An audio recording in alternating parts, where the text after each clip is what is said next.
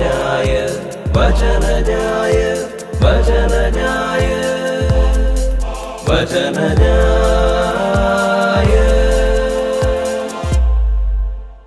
ഈശോ മിശിഹായ്ക്ക് സ്തുതിയായിരിക്കട്ടെ.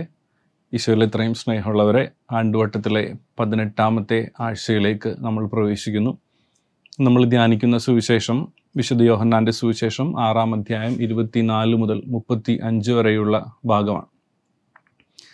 പ്രത്യേകമായി ഈ ദിവസങ്ങളിൽ ഈ സുവിശേഷം ധ്യാനിക്കുമ്പോൾ വയനാട്ടിലെ ചൂരൽമലയും മുണ്ടക്കൈയൊക്കെ അവരുടെയൊക്കെ ഓരം പറ്റി നിന്നുകൊണ്ട് വേണം നമുക്കിന്നത്തെ സുവിശേഷം ധ്യാനിക്കാനായിട്ട്. ഒരു രാത്രി കിടക്കുമ്പോൾ തങ്ങളുടെ പ്രിയപ്പെട്ടവരൊക്കെ കൂടെ ഉണ്ടായിരുന്നു.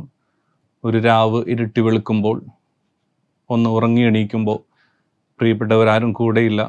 അവർക്ക് മണ്ണിൻ്റെ അടിയിൽ ആണ്ടുപോയി എന്ന വിറയ്ക്കുന്ന വേദനിപ്പിക്കുന്ന സത്യം കരളിക്കുന്നതാണ്. അതുകൊണ്ട് തന്നെ അവർക്കൊക്കെ വേണ്ടി ആത്മാർത്ഥമായിട്ട് ഇന്നത്തെ വചനം ധ്യാനിച്ചുകൊണ്ട് നമുക്ക് പ്രാർത്ഥിക്കാം. ഇന്ന് സുവിശേഷത്തിൽ ഈശോയെ തേടി വരുന്ന ഒരു കൂട്ടം ജനങ്ങളെയാണ് നമ്മൾ കാണുക. അവർ ഈശോയെ കണ്ടതുകൊണ്ട് അവൻ്റെ അത്ഭുതങ്ങൾ കൊണ്ടൊന്നുമല്ല ഈശോയുടെ കൂടെ വരിക, മറിച്ച് അപ്പം കഴിച്ച് തൃപ്തരായതുകൊണ്ടാണ്. അതുകൊണ്ടാണ് ഈശോ അത് അവരോട് വളരെ ഓപ്പണായിട്ട് പറയുന്നുണ്ട്, നിങ്ങൾ അപ്പം കഴിച്ച് തൃപ്തരായതുകൊണ്ടാണ് എന്നെ അന്വേഷിച്ച് വന്നതെന്ന്. സ്നേഹമുള്ളവരെ, ഈ ദിവസങ്ങളിലൊക്കെ ഉരുൾപൊട്ടലുമായിട്ട് ബന്ധപ്പെട്ട് ഒരുപാട് വാട്സപ്പ് പോസ്റ്ററുകൾ, ഇൻസ്റ്റഗ്രാം സ്റ്റോറീസൊക്കെ നമ്മൾ കണ്ടതാണ്. പ്രേ ഫോർ വയനാട് എന്നത് മാറ്റി പേ ഫോർ വയനാട് എന്ന് പറഞ്ഞുകൊണ്ട് പ്രാർത്ഥിക്കുകയല്ല പ്രവർത്തിക്കുകയാണ് ചെയ്യേണ്ടതെന്ന് പറഞ്ഞ് പ്രാർത്ഥനയെ മാറ്റി നിർത്തുന്ന ഒരു മനോഭാവം കൂടെ നമ്മൾ കണ്ടു. തീർച്ചയായിട്ടും പ്രവർത്തിക്കണം, പ്രാർത്ഥന മാത്രം പോരാ. പക്ഷെ പ്രാർത്ഥനയോടു കൂടിയുള്ള പ്രവർത്തനമാണ് നമ്മുടെയൊക്കെ ജീവിതങ്ങളെ സ്വർഗാത്മകമാക്കി മാറ്റുക എന്നുള്ളൊരു സത്യം നമുക്ക് ആത്മാർത്ഥമായിട്ട് മനസ്സിലാക്കാം. ചൂരൽമല ഇടിഞ്ഞു താണപ്പോൾ, മുണ്ടക്കൈ എന്നൊരു ദേശം ഒലിച്ചുപോയി കഴിഞ്ഞപ്പോൾ ഒരുപാട് ചോദ്യങ്ങൾ മനസ്സിലേക്ക് വരുന്നുണ്ട്. വളരെ പ്രത്യേകമായിട്ട് ഒരു കൊച്ചെഴുതിയ ആ ഒരു കുഞ്ഞു കത്ത്, എന്തുകൊണ്ടാണ് ദൈവം ഒന്നും കാണാത്തത്? എന്തുകൊണ്ടാണ് ദൈവം ആരെയും രക്ഷിക്കാത്തത്? സ്നേഹമുള്ള കുഞ്ഞെ, ഓർക്കുക, ദൈവം കാണുന്നതും ദൈവം രക്ഷിക്കുന്നതും നിന്നിലൂടെയാണ്, എന്നിലൂടെയാണ്, നമ്മളിലൂടെയാണ്. അതാണ് പരിശുദ്ധ ദിവ്യകാരുണ്യം എന്ന് പറയുക. പ്രിയപ്പെട്ടവരെ, തൻ്റെ പ്രിയപ്പെട്ട മകളെയും തൻ്റെ പ്രിയപ്പെട്ട പേരക്കുട്ടിയെയും കയ്യിലെടുത്തുകൊണ്ട് ആ ദുരിതക്കയം നീന്തിക്കയറിയ മൊയ്തു എന്ന ഒരു ഇക്കയുണ്ട്. തൻ്റെ പ്രിയപ്പെട്ട അമ്മയെയും ഒരു കുഞ്ഞിനെയൊക്കെ ചേർത്ത് പിടിച്ചുകൊണ്ട് നീന്തിക്കടന്ന് ഒരു സുരക്ഷിതമായ കരക്കെത്തിയപ്പോൾ അവിടെ ആർത്തി വിളിക്കുന്ന ഒരു കൊമ്പനാന. ആനയോട് അമ്മ പറഞ്ഞു എന്നാ പറയുക, ഒന്നും ചെയ്യരുത്, കാരണം ഇതിലും വലിയ ദുരന്തത്തിൽ നിന്നാണ് നീന്തിക്കയറി ഇവിടെ എത്തിയത്. അമ്മ പറയുന്നത് ആന കരഞ്ഞു എന്നാണ്. അങ്ങനെ ആ കൊമ്പനാനയുടെ കാൽച്ചുവട്ടിൽ ഒരു രാത്രി മുഴുവൻ കഴിച്ച് പകലിന് വേണ്ടി കാത്തിരുന്ന് നേരം വെളുപ്പിച്ച ഒരമ്മയുടെ കഥയും ഈ ചൂരൽമലയും ഉരുൾപൊട്ടലൊക്കെ നമ്മളോട് പറയുന്നുണ്ട്. ഇന്നത്തെ പത്രത്തിൽ കണ്ട മറ്റൊരു വാർത്ത, ഒരു 6 വയസ്സുകാരൻ ഒരു കിണറ്റിൻ്റെ കമ്പിയിൽ പിടിച്ചു തൂങ്ങി 1 മണിക്കൂറോളം ജീവന് വേണ്ടി കാത്തിരുന്നു. പ്രിയപ്പെട്ടവരെ, ഓർക്കുക, അവിടെയൊക്കെ രക്ഷയായി രക്ഷകന്മാരായി കടന്നു ചെന്ന ഓരോ മനുഷ്യനും ദിവ്യകാരുണ്യത്തിൻ്റെ അത്ഭുതങ്ങളായിട്ട് കടന്നു ചെന്നവരാണ്. കാരണം ദിവ്യകാരുണ്യ ഈശോ ജീവിക്കുന്നത് നമ്മളിലൂടെയാണ്. സുവിശേഷത്തിൽ നമ്മൾ കാണുന്നത് ഈ ആളുകൾ ഈശോയോട് പറയുന്നത്, ഞങ്ങൾക്ക് ജീവൻ്റെ അപ്പം തരിക, എപ്പോഴും തരിക എന്നാണ്, എപ്പോഴും ഞങ്ങൾക്ക് വേണം.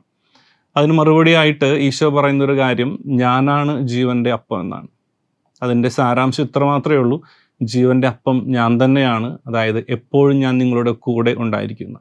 നമ്മളൊക്കെ ജീവിക്കുന്ന ഈ സമയത്ത് ഏറ്റവും പ്രശസ്തനായ ഒരു ആധ്യാത്മിക ഗുരുവാണ് കാർലോ കെറൈറ്റോ എന്ന് പറയുന്ന ഒരു വ്യക്തി. അദ്ദേഹം പറയുന്ന ഒരു കാര്യം, eucharist is the weakness of God and the silence of God എന്നാണ്. അദ്ദേഹം പറയുന്നത് പരിശുദ്ധ കുർബാന എന്ന് പറഞ്ഞാൽ ദൈവത്തിൻ്റെ നിശബ്ദതയും ദൈവത്തിൻ്റെ ബലഹീനതയുമാണെന്ന്. കാരണം ആ പരിശുദ്ധ കുർബാനയ്ക്ക് അപ്പുറത്തേക്ക് ദൈവത്തിന് നമ്മളെ സ്നേഹിക്കാനായിട്ട് സാധിക്കില്ല. ഈ പരിശുദ്ധ കുർബാനയുടെ ഓർമ്മയാണ് ഇന്നത്തെ സുവിശേഷത്തിലൂടെ ഈശോ നമ്മളുമായിട്ട് പങ്കുവയ്ക്കുക. നമ്മളൊക്കെ ചരിത്രത്തിൽ പഠിച്ച ഒരു സംഭവമാണ് ജപ്പാനിലെ ഹിരോഷിമയിൽ നടന്ന ഒരു ആറ്റം ബോംബ് ആക്രമണം. ഒറ്റ ദിവസം കൊണ്ട് 80,000-ഓളം പേര് മരിച്ചു. ഈ ആക്രമണത്തിന് ശേഷം 15 ദിവസം കഴിഞ്ഞ് പെദ്രോ അരൂപ്പെ എന്ന് പറയുന്ന ഒരു ഈശോ സഭാ വൈദികൻ മുറിവേറ്റവരെ ശുശ്രൂഷിക്കാനും വെച്ചുകെട്ടാനും അവർക്ക് ഭക്ഷണം കൊടുക്കാനുമായിട്ട് തെരുവീതിലൂടെ നടക്കുക. ഒരു ചാർത്ത്, മുമ്പൊരു നല്ല വീടായിരുന്നു, അവിടെ ഇപ്പോൾ ഒരു ടിന്ന് കൊണ്ട് മറച്ച, ഒരു ഷീറ്റ് കൊണ്ട് മറച്ച ഒരു ചെറിയ ചാർത്ത് മാത്രമാണ്. അവിടെ ഒരു പെൺകുട്ടിയുണ്ട്. അവളുടെ അടുത്ത് ചെന്നു. അവളുടെ ദുർഗന്ധം വമിക്കുന്ന ഈ മുറിവുകൾ വെച്ച് കെട്ടാനായിട്ട് തുടങ്ങിയപ്പോൾ അവളുടെ കാലിൽ നിന്ന് മാംസം പറഞ്ഞ് താഴത്തേക്ക് വീഴുന്ന പറയുക. എന്തു ചെയ്യണമെന്നറിയാതെ നിസ്സഹായനായിട്ട് ഈ ഫാദർ പെദ്രോ അരൂപ്പെ എന്ന് പറയുന്ന ആ ഈശോ സഭാ വൈദികൻ കണ്ണീരണിഞ്ഞ് നിൽക്കുമ്പോൾ അവൾ ഈ അച്ഛനോട് ചോദിക്കുന്നൊരു ചോദ്യമുണ്ട്. ഫാദർ, എനിക്ക് ദിവ്യകാരുണ്യം കൊണ്ടുവന്നോ എന്നുള്ളൊരു ചോദ്യം. കാരണം എൻ്റെ വേദനയ്ക്കപ്പുറത്തേക്കാണ് എന്നെ കരുതുന്ന ദിവ്യകാരുണ്യനാഥൻ്റെ സ്നേഹം എന്ന സത്യം അവൾ ഉൾക്കൊണ്ടു എന്നുള്ളതാണ്. ദിവ്യകാരുണ്യം അവൾക്ക് വിളമ്പിക്കൊടുത്തു ആ വൈദികൻ. ആ ദിവ്യകാരുണ്യം സ്വീകരിച്ച് അവൾ സ്വർഗത്തിലേക്ക് യാത്ര പോയി. പ്രിയപ്പെട്ടവരെ, പ്രാർത്ഥന മാത്രം പോരാ, പ്രവർത്തനവും നമ്മുടെ കൂടെ വേണം. ഈശോ പറയുന്നത് ഇത് നിങ്ങൾ എൻ്റെ ഓർമ്മയ്ക്കായി ചെയ്യാനാണ്. ഓർമ്മയ്ക്കായിട്ട് നിങ്ങൾ ചെയ്യാൻ പറയുമ്പോൾ നിങ്ങൾ പ്രവർത്തിക്കണം, നിങ്ങൾ ദിവ്യകാരുണ്യമായിട്ട് മാറണം എന്നുകൂടെയുണ്ട്. അതുകൊണ്ട് വിമർശനങ്ങളല്ല, കുറ്റപ്പെടുത്തലുകളല്ല, ഒറ്റപ്പെടുത്തലുകളല്ല, ചേർത്ത് പിടിക്കലും പ്രാർത്ഥന നിറഞ്ഞ പ്രവൃത്തിയുമാണ് നമുക്ക് വേണ്ടത്. എല്ലാവരെയും ദിവ്യകാരുണ്യ സ്നേഹത്തിൽ ഈശോ എന്നും പൊതിഞ്ഞു പിടിക്കട്ടെ എന്ന് ആത്മാർത്ഥമായി പ്രാർത്ഥിക്കാം. ചൂരൽമലയിലും മുണ്ടക്കൈയിലൊക്കെ മരണമടഞ്ഞ നമ്മുടെ പ്രിയപ്പെട്ടവർക്ക് വേണ്ടി ആത്മാർത്ഥമായിട്ട് പ്രാർത്ഥിക്കുകയും നമ്മളാൽ കഴിയുന്ന എല്ലാ സഹായവും സഹകരണവും നൽകി അവരെ നമ്മുടെ പ്രാർത്ഥനയിൽ ചേർത്ത് പിടിക്കുകയും ചെയ്യാം. ദൈവം നമ്മളെ സമൃദ്ധമായി അനുഗ്രഹിക്കട്ടെ. വചനജായ വചനജായ വചനജായ വചനജായ